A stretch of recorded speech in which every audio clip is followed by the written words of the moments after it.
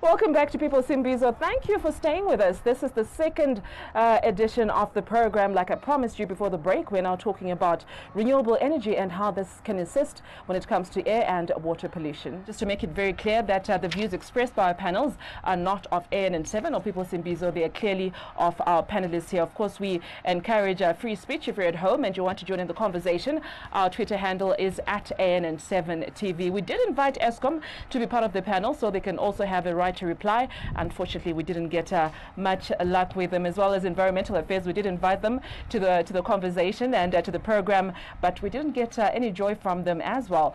Well, coming back to the panel, perhaps before we do that, we could try to go to the audience to see if anyone has a contribution. Anyone want to say anything? Anybody? Yes, we have two members from the audience who want to speak. My name is Nkoluleko Mthembu from Middelburg. Now my question will be, I've got two questions. First will be, or let me just read it because I wrote it down. Okay. What is it that the mines companies, with the help of the government or with the help of government, doing to minimize the chances of innocent people getting affected? That is my first question. Because obviously we heard that there were policies that were passed, but they have not come into an existence to challenge or to deal with the matter. But now the second question is there any awareness campaigns or anything just to make people at least be aware of the risk? What should be, or what, okay, let me read it again. Is there any awareness campaigns to make people at least be aware of the risk? What should be avoided, or of the risk? Yes, of the risk, as we are talking about the air pollution problem. And what should be done to avoid getting affected? Mabanga Lukanja was considered as a youth, yes, and then but try noguti bas protect agule air pollution because we understand noguti they doing business and they creating the employment like guti unemployment rate. So okay, thank you. Well, thank you for that. I think we need to go to Mr. Mahlangu's colleague before we come back to the panel, and we can talk about the effects of water pollution. I understand. Would that be her? Can we get a microphone here, Zuki?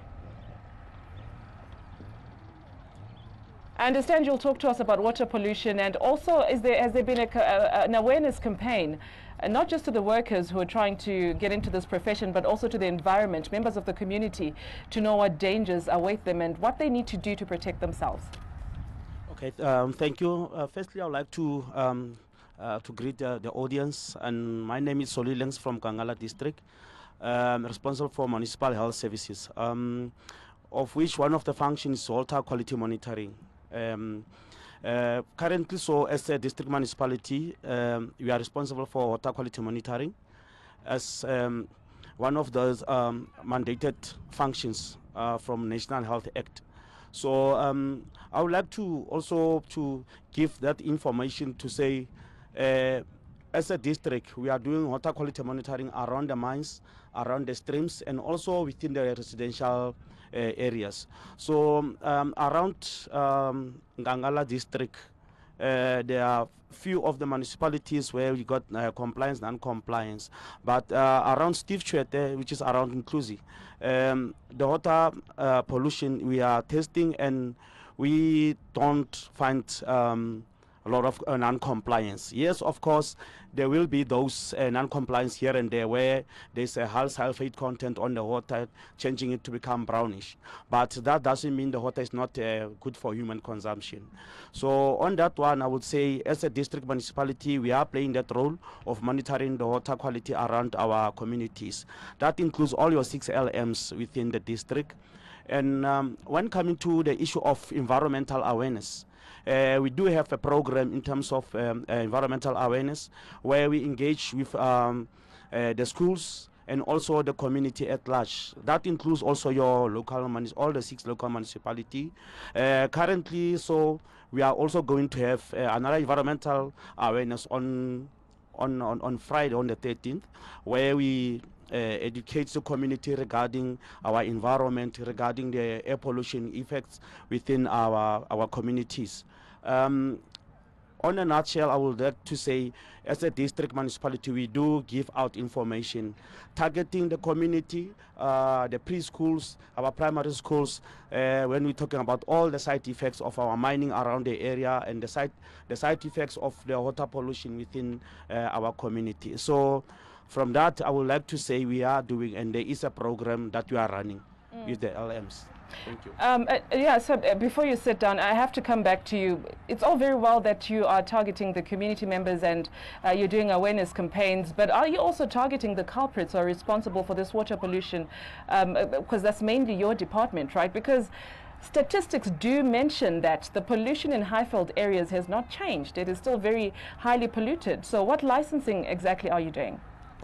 When coming to the issue of water monitoring, not licensing.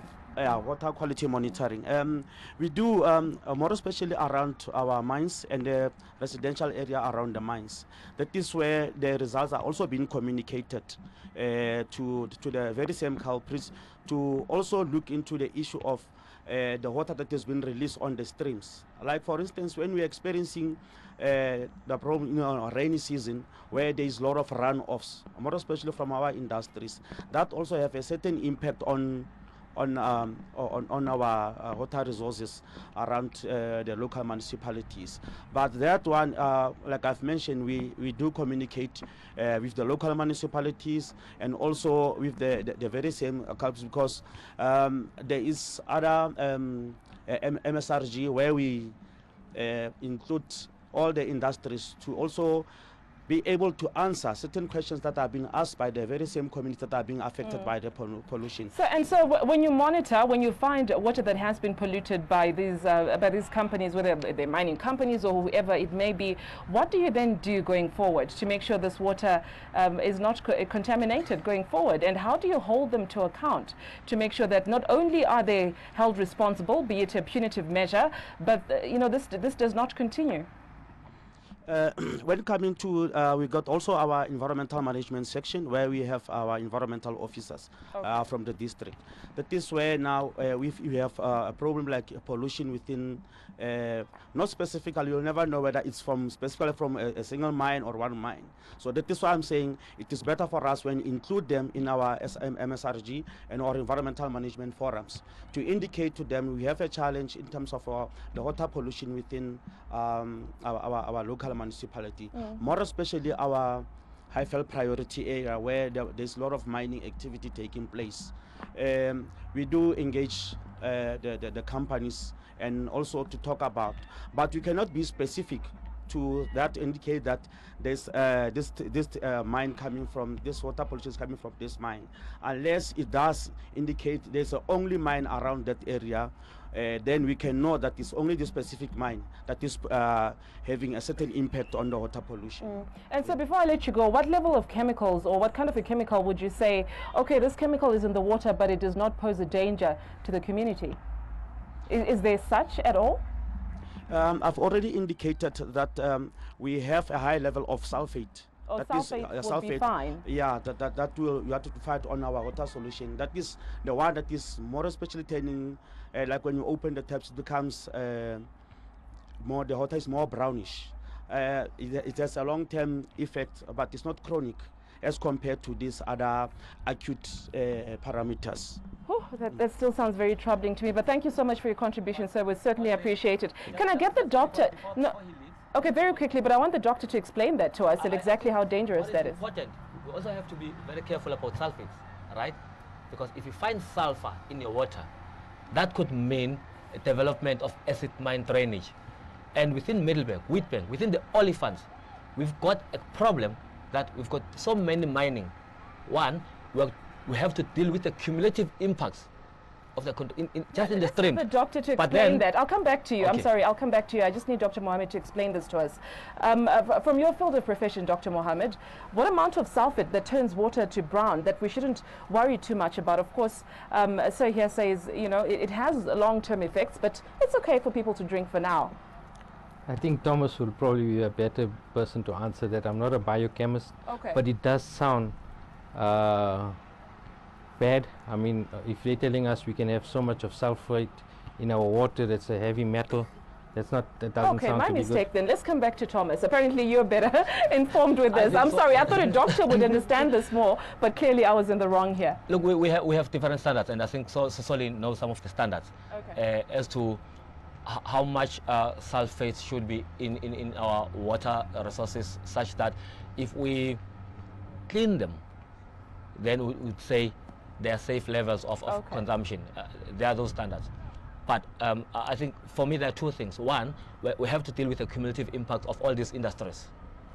Two, there is no way we can talk about a polluter pays principle if we cannot point the source of contamination.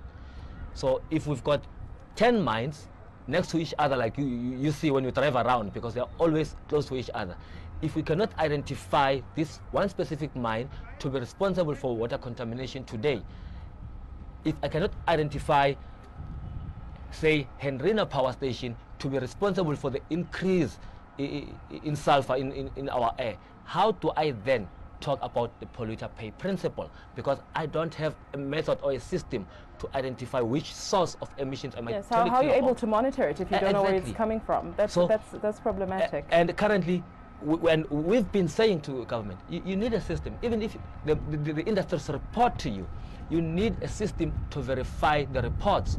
Well, there's no system to verify the reports that they are getting. Then, I mean, it's questionable. How do you enforce if you don't even have tools to verify the information they're putting in your table? That's why today we're saying in the HPA, the government made promises and they broke those promises. And one promise is in the Constitution to say we will protect the health and the well-being of our communities. But they're breaking it because they are intentionally so failing to deal with air quality issues. They are failing to deal with water contamination. So where does that leave an ordinary resident? I mean, most of the people say these kids have to go to school. Mercury will affect. Yeah. Thomas, thank you for explaining that to us. As we're running out of time, I just want us to talk about independent power producers. This has been a topic that has been discussed in different platforms, and whether Eskom, whether they're monopolizing the industry, whether they're ready to sign up IPPs. Perhaps, Mr. Matlangu, you could talk to us about that. Is that a model that South Africa could perhaps look at engaging going forward when it comes to reducing the issue of pollution? Generally, Audrey, the concept of independent power producers, obviously it was meant to actually replace these coal-fired power stations that we have, for instance. And I know that in the district we have about two of them, or that are still in the process of being established. Yes, the model originally we agreed and actually we supported, in the sense that it was meant to use less or no coal, or something else other than coal. But unfortunately, in our case, the applications that we have, unfortunately, they are still going back to the coal, even though the standards there generally they are going to be even more restricted. They will not be the current standards. We are forced there to actually go down. If, for instance, we needed to have for NOx to have 500, most probably we'll go to 200. But I know that our counterparts here, they are very much opposed to the independent. They don't trust government because most probably of the reasons that they just alluded to. But the context of independent power producers, it was meant exactly for that, because it is in the long-term energy plan of the Department of Minerals and Energy. Right. So that is the essence of the independent power producers. Yeah. Anton, perhaps I could come back to you. Your thoughts on independent power producers? I mean, we have a lot of sun in South Africa. We have on the coastlines a lot of wind, you know, that we could use as an alternative energy that is not as pollutive as coal. Why do you think perhaps the government has been dragging its feet to sign up IPPs? Yeah, thank you, Doris. The problem now, we focus with the coal mines that making so more polluting with when the trucks, all those things, taking the coal for the power stations. But now, instead to think the other conceptive material you can use instead to use a coal, but now come independent power that gonna use again coal. So there is no difference between current now power station we have that you're using coal, and those current program now comes again, we're going to use a coal again. Right. Perhaps I'm mixing two issues here, independent power producers and alternative energy. Let's be very clear. What are your thoughts? Let's start with alternative energy. So alternative energy, we can use wind, because we've got some more winds in South Africa. We can use the solar panels. We've got some more opportunity of sun in South Africa. Why do you think we haven't gone that way? Why do you think we haven't taken that model? You see, remember one thing, those companies just come get our resources, and when they're taking our resources, they don't care about us. So if our government try to look that point, we're not here in this country just to live like that. We're here to try to change our lifestyles, but nothing has changed. That's why. Is it a matter of the devil we know is better than the devil we don't know? Because you're speaking of, you know, those foreigners coming into South Africa and they don't care about the environment. They're just here to mine and get their profits. But you're complaining about the same thing with Eskom. Thomas, am I getting the wrong end of the stick here? I think we have to put this into maybe proper context. For years, we've relied on what we call the mineral energy complex. And basically, what our system was saying is that we'll mine the coal and therefore produce electricity and supply industry cheap.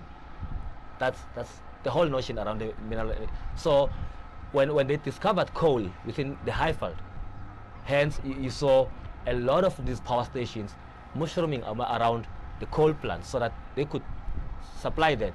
But it was an assumption that if we get coal cheap, and then we'll create jobs. But it's not happening, you know? But the question is, you are situated in an area where they say pollution is high, you know? I mean, if it could jam the machinery that has to test it, what more about people's health, you know? And you say we are situated in an area where it's supposed to create jobs. But we know it, we've seen it all over. Mines do not create jobs. Instead, we are still looking at the old migrant labor system. You know, these people are sick, they have asthma, they will not be in a position to pass a medical test. Dr. Tyler can attest to that. You take them to a medical, they can't because they have already been, their health has been compromised, so they don't get jobs. Outsiders will come here, get jobs in the mine, and continue living. But then, you ask yourself again, energy for who? If you ask the audience, 1 or 2 households at some point in time, they will spend a night or 2 without electricity because they cannot afford it. So you still have to ask yourself, this energy we're talking about, who is this energy for? Now, if we talk about IPPs, I'm not going to entertain the coal IPPs because it's the same devil as Eskom. I need us to focus on the renewable energy IPPs. Now, I would campaign and push for a community-owned independent power producer. If these community people own the energy system, if they dictate how they generate and control how they consume, so that when we talk about energy efficiency, they must decide what is energy efficiency. Okay. You know, not that we bring another person who is going to capitalize the system and therefore overcharge the people because we will not deal with energy Right, let's poverty. plow back into the community. Let's empower the community. That's what you're talking about today.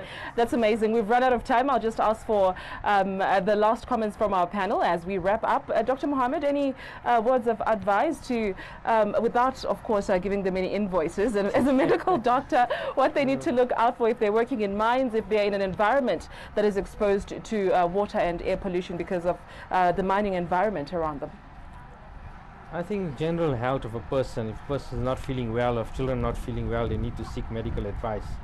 But I think I just want to add as well, you know, the point that something can be done.